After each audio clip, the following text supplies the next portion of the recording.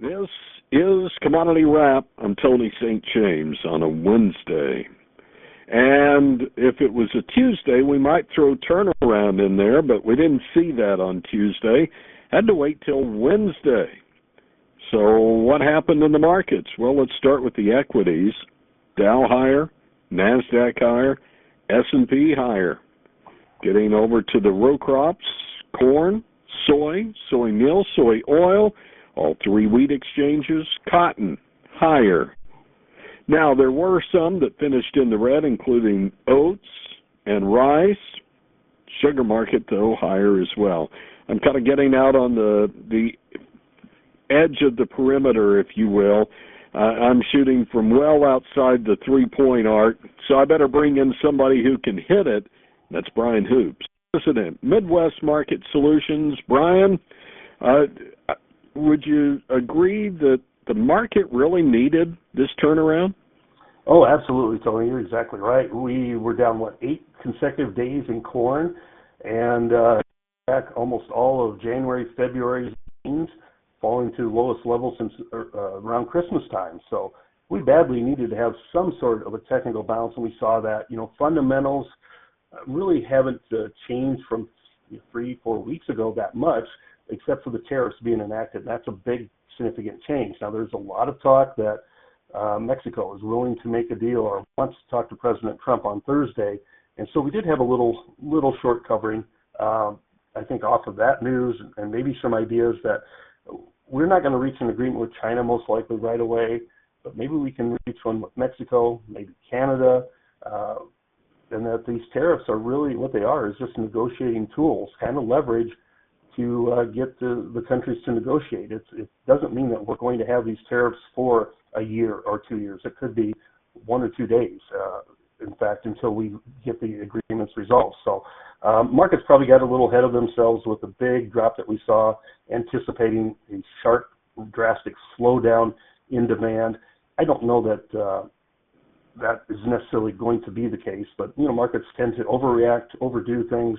We rally too high, we fall too low, and then we move back and try and find that price level of equilibrium and try and find that price level that, at this time of year anyway, stimulates some demand. Well, let's look at the equity side for a moment.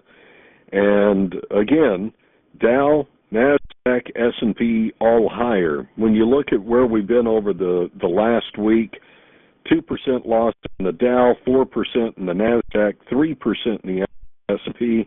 Then on a monthly basis, Dow's been down 5%, NASDAQ 7.5%, and a 5% loss for the S&P. They were all in the red for 2025 before we turned things around on Wednesday. Couple of interesting notes that came out early. Weekly mortgage demand jumps 20%, and the U.S. 10-year declining a little further as well. And is that some fuel to the fire to kind of help move things along that aren't really tariff related? Oh, absolutely. I absolutely think it is. There's a lot of moving pieces in here, and I think it's frustrating for the farmer. They see these tariffs coming at them, even though they may not be here a long time. The unknown is what is kind of terrifying. So there's so many moving pieces. We want to talk about weather, we want to talk about demand, we want to talk about funds, but when you talk about tariffs, it's the great unknown because it could be resolved tomorrow. It could be 3 months from now or longer before anything is resolved. Now, other interesting things here, gold higher on the session, silver higher. We've actually seen copper kind of throwing that in with the precious metals there, but copper has surged to a 9-month high as well, and that's actually one moving higher on tariff concerns. Do we need to keep an eye on precious metals? I think it's something we have been keeping an eye on, maybe not copper so much, but copper is one of the long-term leading indicators of the markets. Gold has screamed higher to contract highs. Silver has been bought aggressively today. Now it's the copper market's turn, and again, that's a long-term economic indicator. When that market moves higher, really we need to be paying attention, I think. All right. How about we take a break for a moment? When we come back, we'll dig a little deeper into the markets, and we'll also talk about livestock markets, a higher close for live and feeder cattle and hogs. More as Commodity Wrap continues after this.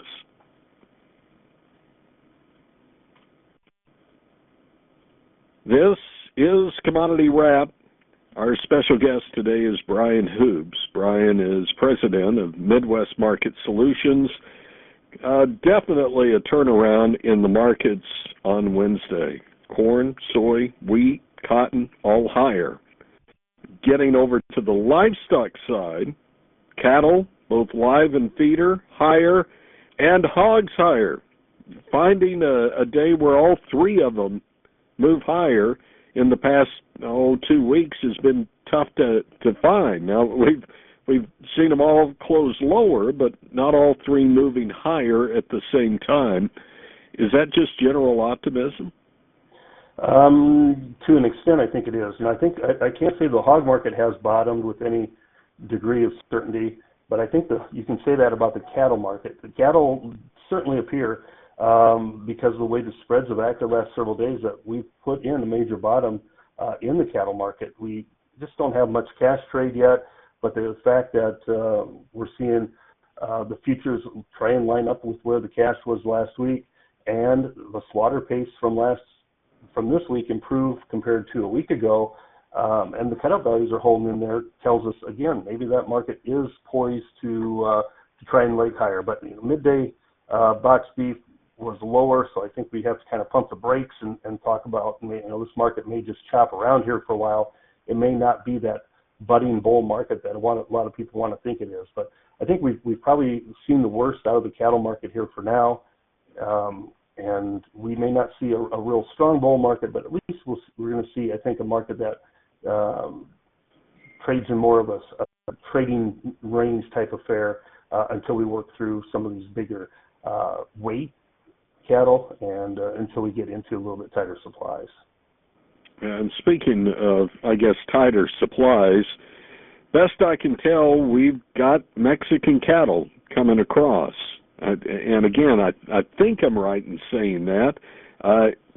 That's, I would also think, positive for the industry as well, because we've had good demand, even at these higher levels, from the consumer side. So it seems to me the last thing you'd want to do is to start pricing some of those consumers out.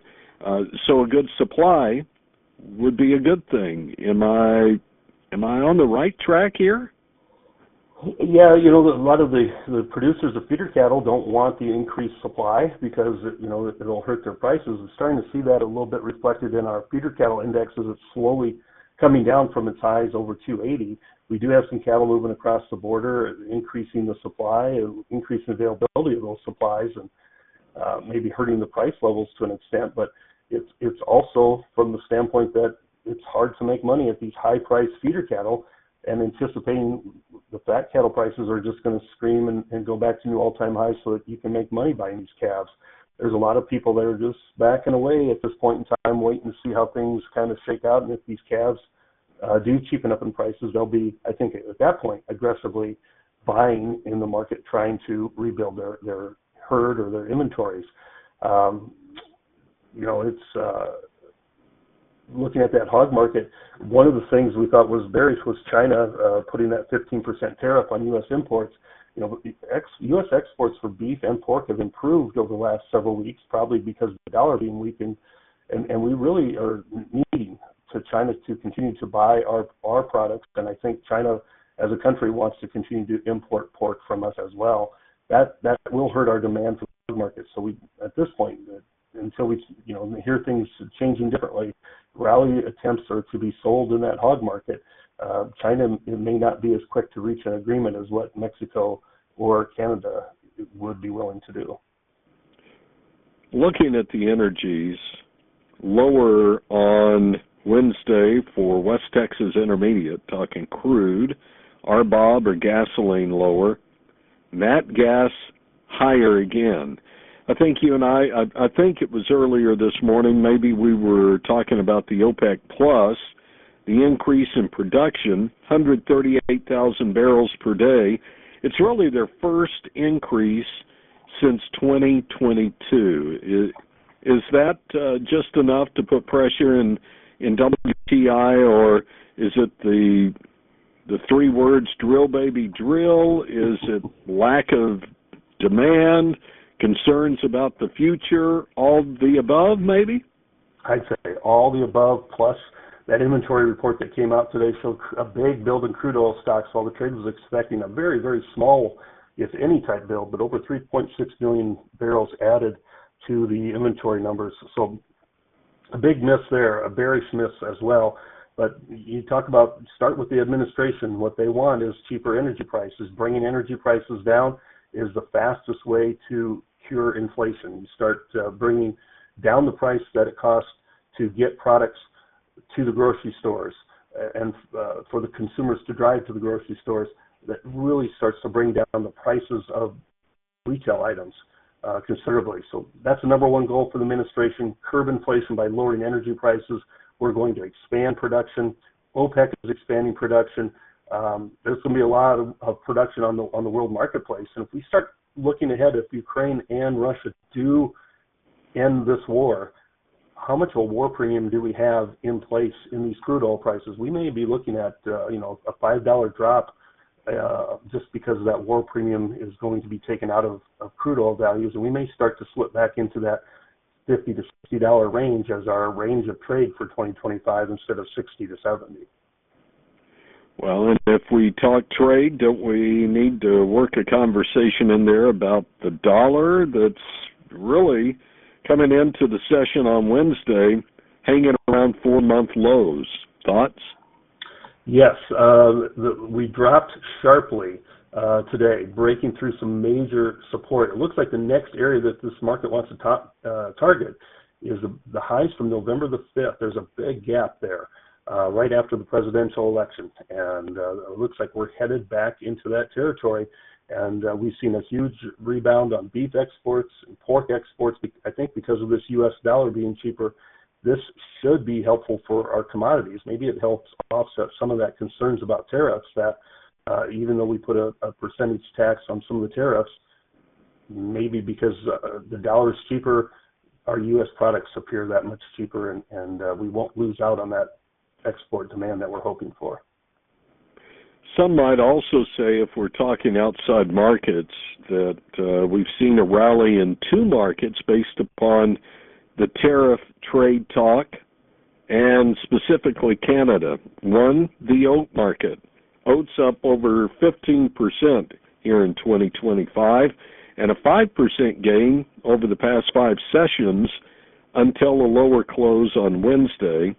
Lumber, almost the same story, 20% higher here in 2025, up 13% for the month, and the last 5 trading sessions had seen gains of about 6%. Now, both of those markets settling lower, is that maybe the tapping of the brakes and the idea that maybe this tariff war doesn't go on as long as some had anticipated, or is it the fact that there are just real fundamentals there?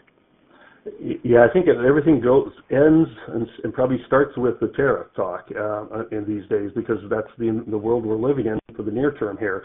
There was a conversation today between Canadian Prime Minister Trudeau and President Trump, and by accounts it was an encouraging conversation, so maybe they're going to get closer to ending this tariff war. But we have a real big trade imbalance that a lot of people don't realize with Canada, and we really are. I think President Trump's trying to make a big effort to get that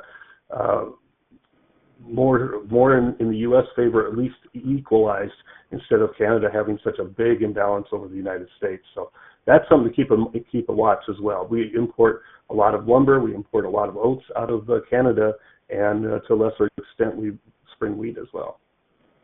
All right, Brian, taking a lot of your time here is we've covered really all of the commodity markets here. If we want to talk the one-on-one with you, spend a little more time, maybe pick your brain, where do we find you? You can find a list of our offices and all of our brokers at our website, which is MidwestMarketSolutions.com. And if you want to talk to me directly, call me 417-501-5132. Yep, 417-501-5132 gets you to Brian Hoops, Midwest Market Solutions. And this is Commodity Wrap.